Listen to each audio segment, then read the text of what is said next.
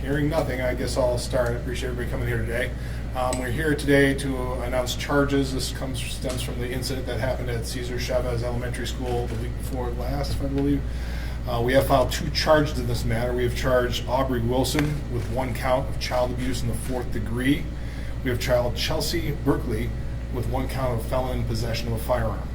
Child abuse in the 4th degree is a misdemeanor charge. It is a 1-year maximum penalty of $1,000. Felon in possession of a firearm is a 5-year maximum penalty felony. We can't get into the details too much, but just real briefly I can say that essentially what we have here is one individual brought the gun into the home, and the other individual was the one who put the gun in a place accessible to the child that brought it to Cesar Chavez Elementary.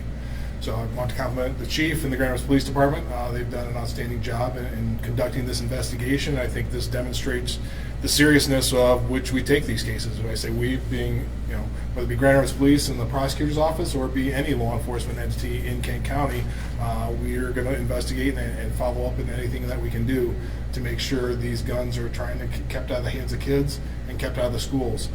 This could have been a very dangerous incident, and so I'm glad we can do something here to provide some closure, at least in this incident, and we'll continue to look at any other cases that come forward. Obviously, both these individuals are presumed innocent until proven guilty in a court of law. I don't have any information in terms of when their court hearings will be, any further court hearings, but we have to allow the court process to take its natural progression. And there'll be 2 different tracks, a misdemeanor track and a felony track, so that's going to be a little bit different. They won't be together when they go through this process. So I don't know, I'll turn it over to the chief to see if he wants to say anything. Yeah, I do want to say I appreciate the hard work that Prosecutor Becker and his office have put into this, the seriousness that they take these things, and I look forward to delivering him the results of the investigation of the incident that happened May 10th, a week later from this incident, which happened May 3rd, for review for possible prosecution. I do want to thank GRPS, not only GRPS Security for the work that they did on this, but the culture that GRPS has created that allowed 2 young children to have the comfort to come forward to adults and alert those adults in the school system to this dangerous situation, averting what was a very alarming situation, averting what could have been a tragedy, especially in the second case. I also especially want to thank the detectives who, each one of these is a very difficult thing to put together. There's multiple interviews. There's forensic work to be done. There's research on the gun.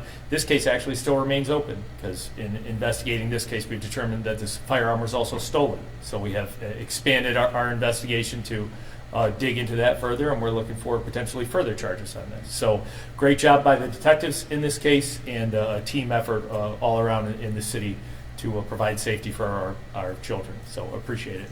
If you guys have any questions now for either me or the prosecutor. Were they both cooperative with you in this investigation? Did they let you guys know, like, hey, I brought the gun in, and how were they to deal with?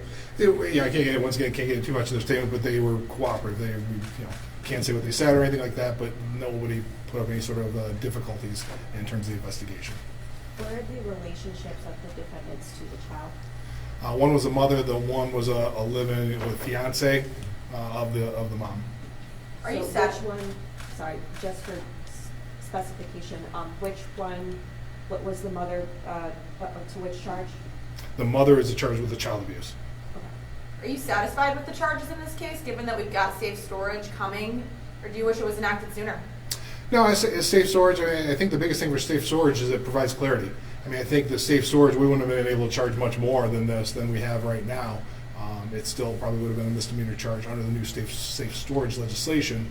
But just like in the past where we had you place a kid in a vehicle in a dangerous situation, we have that's a separate charge from the child abuse.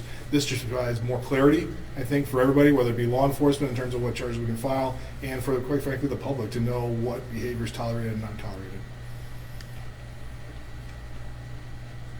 Chief, can you just give us, is there any connection between this case and the Stocking Elementary case? Is there anything, at least in your mind?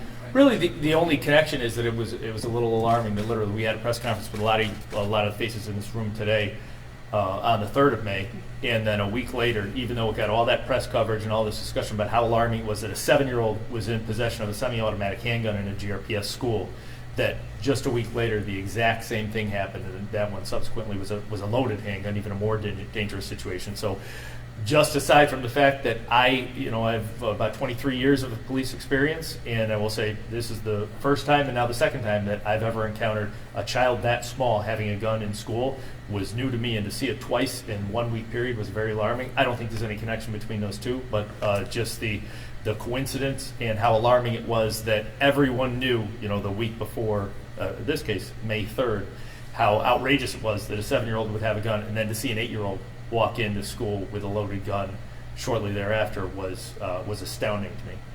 Do you think it's important that the parents be held responsible? I mean, as you just said, that kids are becoming younger and younger getting their hands on these guns.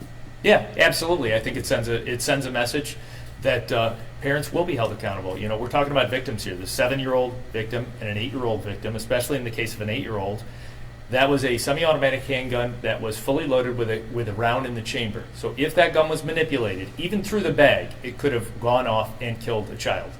And the result of that is the result of decisions an adult made. So holding those parents accountable, letting parents know that they have a responsibility. If you are going to possess a gun, in this case it wasn't even a legally possessed gun, but if you're going to possess a gun, you have to be a responsible gun owner.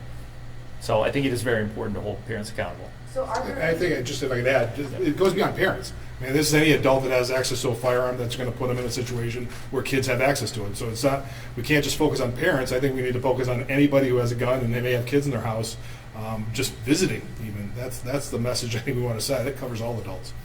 And just so I'm understanding correctly, are all the charges misdemeanor charges, or have there been a felony charge? No, the felon possession is a felony charge. It's So a 5-year. one of these people, one of these adults with a stolen gun was a felon, also in possession?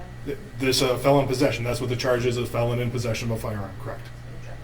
And Prosecutor Becker, you mentioned that the felony charges, you mentioned that the gun was placed in a position where it was accessible to the child.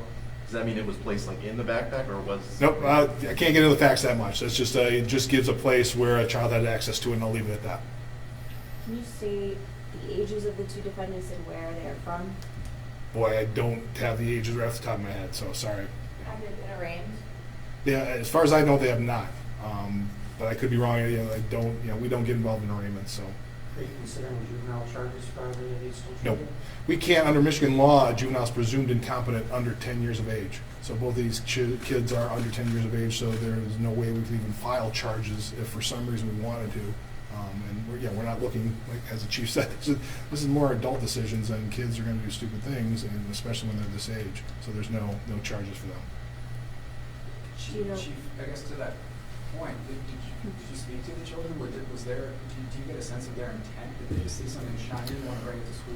Or We didn't. In either case, did we think that there was any threat? That there was any? I mean, kids. I was at one point in time, I was a 7 and 8-year-old boy, and I'll tell you, if I had access to a firearm, I would have been interested in it. I would have been interested to hold it, to see it. And as a gun owner myself, and having young kids, one of the most important things to do is, as soon as they're of age that they could possibly hold a gun, I brought the gun out and I safely discussed the gun with them, and take away that mystique from it. But I think it was just kids being kids and interested. No, there was no criminal intent at all. Do you think that they were trying to show it off at school? What do you think the correlation was, instead of just taking it out and looking at it? Right, at and home? we may never know the mindset. Some of that may come out in the criminal proceedings, but we probably won't ever know the true mindset of the 7 or 8-year-old. But as I said, I am confident there was no criminal intent at all. Do you know if the child is still in their mother's custody? I do not know. Again, do you know where they're from? Are they a resident of Grand Rapids, or which city? Obviously, they reside in Grand Rapids. That's why we have. But in terms of where they're originally, I don't know that. can you give us any kind of update on the investigation into the stalking elementary case? You said that there might be charges there. One, can you give us an update on that? And two, have you traced back that firearm? Was that legal? So I can't get into the details of that at this time, other than it is very much an ongoing investigation. I spoke to the detective. One of our top detectives is investigating it. Very sharp guy, and he's assured me that we'll have this wrapped up soon and forwarded to the prosecutor for review.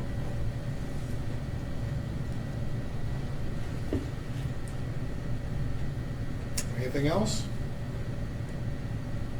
Will your, sorry, just for That's like fine. housekeeping, will your office be putting out like a release on this information? Just so we can have like the names and spelling? Yes. Sure, yeah, I mean, we can do that, but yeah, we kind of did this, but yeah, if we need a full release, I can do something, or we can do something, appreciate that. Okay, thank you. Thanks, guys. Is the person charged mom? One mom and fiance.